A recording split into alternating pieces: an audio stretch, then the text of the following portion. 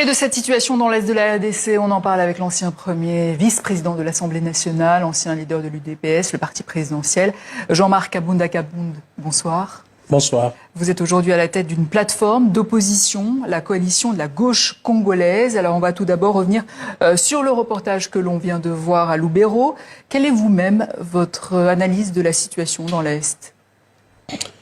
La situation à l'Est du pays, comme un peu partout en République démocratique du Congo, est très préoccupante sur le plan sécuritaire. Ceci dénote clairement l'absence de l'autorité de l'État et la désintégration totale de la vie dans ces pays. Est-ce qu'il faut ouvrir les discussions politiques avec le M23 selon vous ? Ben, la question ne doit pas être posée de cette manière, parce que la vraie question qu'il faut se poser, c'est pourquoi dialoguer et un dialogue pour quel résultat? Donc si nous avons des réponses à cette question... Pour la paix peut-être? Justement, si c'est pour trouver la paix, trouver des solutions aux crises multiformes qu'on a en République démocratique du Congo, la réponse est tout simple.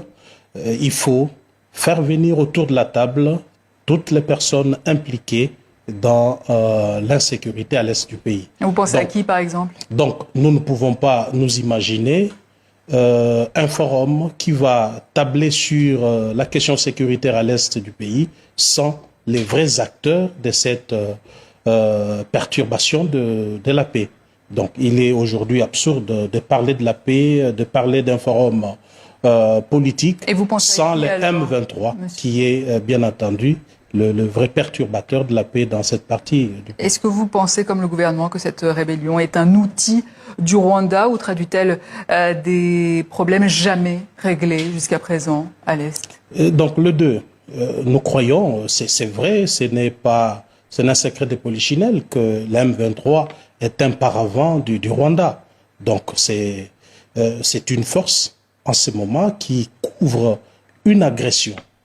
Et c'est dont nous dénonçons tous les jours et appelons la communauté internationale et les garants des divers accords qui sont signés à prendre des mesures qui s'imposent pour que cela cesse.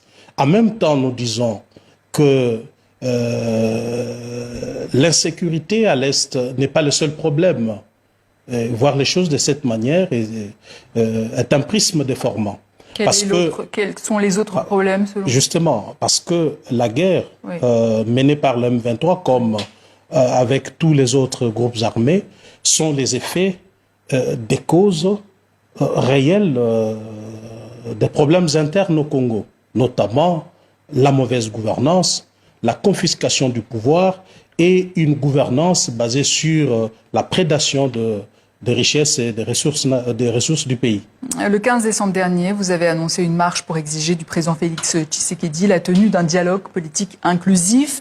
Le pouvoir s'est dit depuis disposé à ce dialogue, mais en posant ses conditions. Êtes-vous toujours prêt? Mais déjà pour nous, c'est une avancée, le fait que le président Tshisekedi ait accepté l'idée d'un dialogue, parce qu'il n'y a pas longtemps, ils nous ont fait croire qu'il n'y avait pas de crise au Congo et que le dialogue était inopportun. Mais maintenant que le président Tshisekedi évolue, nous pensons que déjà c'est une réussite.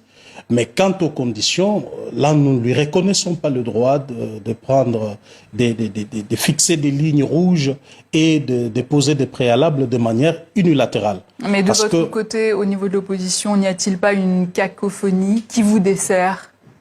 Non, pas du tout. Je crois que chaque parti de l'opposition ou chaque groupe dans l'opposition a sa façon de voir les choses, a ses lignes rouges et ses préalables. C'est justement ça le bien fondé d'une médiation nette qui pourra relever tout ce qu'il y a comme divergence et convergence entre les partis en présence et aider à ce que les choses puissent avancer. Vous avez fait 2 ans et demi de prison, Monsieur Kabounda Kabound. Vous avez été libéré l'année dernière, en février 2025. Depuis, vous avez monté une plateforme d'opposition. Mais n'est-ce pas dur d'incarner une rupture avec le système quand vous-même, vous avez été l'un de ses architectes? Il faut déjà noter que mon départ du pouvoir relève de la cohérence politique.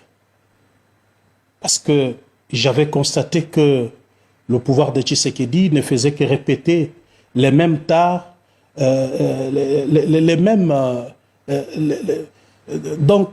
pratiques que nous avons combattues, que moi personnellement j'ai combattues dans le régime passé, et logiquement parlant, je ne pouvais que me retirer. Pourtant, que vous répondez...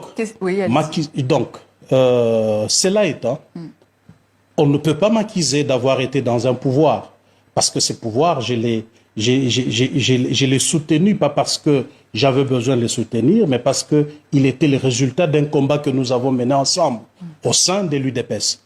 Mais dès lors que j'ai remarqué que la gouvernance Tshisekedi était totalement à côté de l'idéal pour lequel nous nous étions battus, je m'étais retiré. Et donc, je ne me reconnais pas dans ce système que j'ai quitté le plus tôt possible lorsque l'occasion m'était donnée. Mais alors, qu'est-ce que vous répondez à vos anciens alliés de la coalition de la gauche congolaise qui vous accusent de vous être rapprochés de l'ancien président Joseph Kabila, justement? Je crois que le problème n'est pas à ce niveau. Il y a beaucoup de manipulation dans ce qui s'est dit au Congo. Souvent, je crois que c'est un discours qui vise tout simplement à masquer le vrai problème, à manipuler l'opinion. Et moi, je ne suis pas dans ces débats. Si Tshisekedi ou le camp Tshisekedi a des comptes à régler à Joseph Kabila, qu'il se règle ses comptes entre eux. Moi, je n'entre pas dans ces débats. Donc pour vous, il n'y a pas de rapprochement avec Joseph Kabila? Non, je ne peux pas me justifier là-dessus. Joseph Kabila... c'est un régime que vous avez combattu. Je l'ai combattu, je l'ai dit, je l'ai combattu. Et jusqu'en dernière minute. Madame, souvenez-vous que c'est moi qui ai mis fin à la coalition entre Joseph Kabila et Félix Tshisekedi. Donc je ne veux pas entrer dans ces débats parce que je trouve que c'est un débat qui n'avance pas les Congo. Est-ce qu'une réconciliation avec le président Tshisekedi est possible aujourd'hui? Non, le problème ne se situe pas entre nos deux personnes. Je l'ai dit, je l'ai bien dit. Le problème, il se situe au niveau de la gouvernance. Nous parlons du Congo, nous parlons de l'avenir du Congo, notre peuple. Tout l'enjeu se trouve là-dedans. Ce n'est pas un problème entre Kabound et Félix Tshisekedi. Je crois personnellement que tant que la gouvernance n'aura pas changé, Tshisekedi n'aura pas compris que la bonne gouvernance reste la règle et qu'il doit diriger ces pays démocratiquement, je vois mal comment est-ce que je vais me rapprocher de lui. Jean-Marc Akaboun, merci. Merci. Je rappelle que vous dirigez la plateforme d'opposition à la coalition de la gauche congolaise. Vous avez été ancien premier vice-président de l'Assemblée nationale, ancien leader du parti présidentiel UDPS. Merci beaucoup, madame.